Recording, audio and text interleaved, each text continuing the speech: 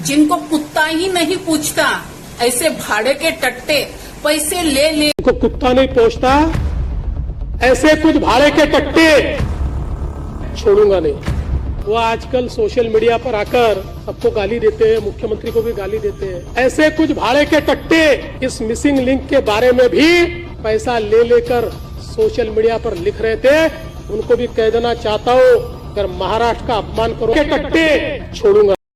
जिनको कुत्ता ही नहीं पूछता ऐसे भाड़े के टट्टे पैसे ले लेके मुख्यमंत्री को गाली दे रहे, छोडूंगा नाही। ही किती गर्मी, केवढी गर्मी आणि किती घमंड, किती अभिमान, बाप रे। म्हणजे विचार करण्याची गरज येतं की सरकारला प्रश्नही विचारला नाही पाहिजे।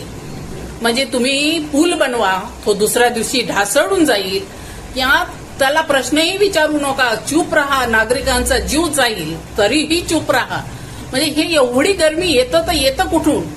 आणि आजपर्यंतच्या काळात जर बघितलं असेल तर कोणत्याही मुख्यमंत्र्यांनी एवढी खालच्या दर्जाची घमंड आणि एवढ्या खालच्या दर्जेने जनतेच्या समोर आणि सदन जिथे लोकतंत्राचं मंदिर आहे अशा ठिकाणी अशी गुंडेगिरी सारखी भाषा वापरली नसेल, जी गुंडेगिरी सारखी भाषा आपल्या जेव्हा असली भाषा आपल्या महाराष्ट्रात एक संवैधानिक पदावर बसलेल्या व्यक्ती जर बोलत नसेल आणि समोर नागरिकांना धमकावत असेल, एक गुंडगिरी जर करत असेल तर विचार करण्याची गरज आहे की एक साधारणसा व्यक्ती का म्हणत बोलला असेल की हा महाराष्ट्र फुले शाहू आंबेडकरांचा नाही, तर हा महाराष्ट्र गोलवारकर सावरकरांचा, टिळकांचा आहे।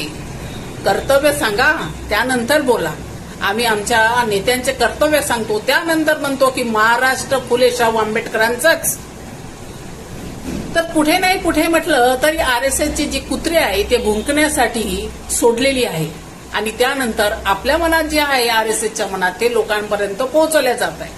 आता प्रश्न असा येतो की एक संवैधानिक पदावर बसलेला व्यक्ती जर समोरच्या नागरिकांना धमकावत आहे, मी बघून घेईन, तर विचार करण्याची गरज आहे।